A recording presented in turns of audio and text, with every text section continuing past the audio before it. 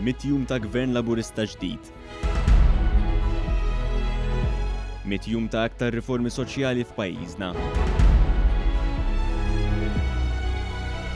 Momenti ta' sfidi ġodda fejn il-gwerra fl-Ukrajna qed tħalli l-impatti tagħha mhux biss fuq pajjiżi ġirien iżda anke dawk imbedin, fi ħsieb id-deċiżjonijiet li Prim Ministru jieħu ta' kuljum dejjem hemm dawn l-isfidi. Hekk għamel biex żamm il-prezzijiet tal-enerġija stabbli u anke dawk tal-fuel. Fil-fatt tal-prezz tal-fuel il-konsumatur Malti u għawċi f'pajjiżna qed jiffranka mal-€21 fil-ġimgħa.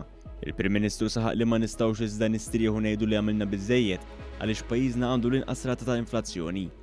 U hawn niġi għal dak li qed iħasseb lilna kontinwament u m'hemmx dubju lin nies tagħna wkoll. L-inflazzjoni jew aħjar l-għoli tal-ħajja. Iva, l-ebda pajjiż ma huwa speċjali u ma jintlaqatx mill-effetti negattivi li qiegħda ġġib il-gwerra. Iżda daqstant ieħor irridu nkunu kapaċi li nintervjenu, nassistu u ngħinu lill-popli tagħna kemm nistgħu. U għalhekk li fid-deċiżjonijiet li aħna qed nieħdu ta' kuljum inżommnu f'moħħna dawn l-impatti u dak li lil Malta jolqotha. Għaliex Malta hija wkoll bħal bqija tal-pajjiżi l-oħra parti mid-dinja.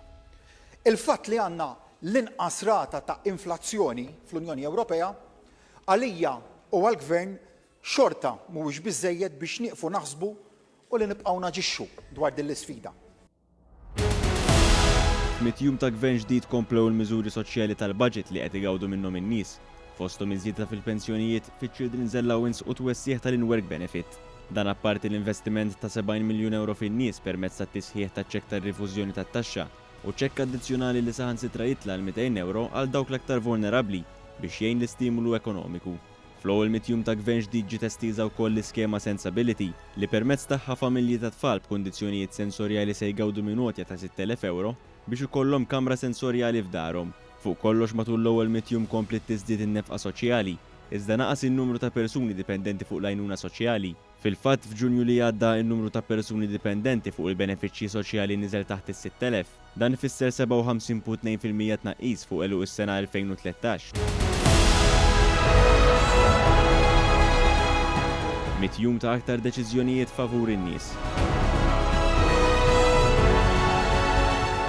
100 jum li fihom il-Prim Ministru Robert Abela kompla jaċċenna li l-Gvern għandu jintervjeni u jgħin bħalma għamel waqt il-pandemija biex il-piżijiet ma jerfaħħomx iċ-ċittadini.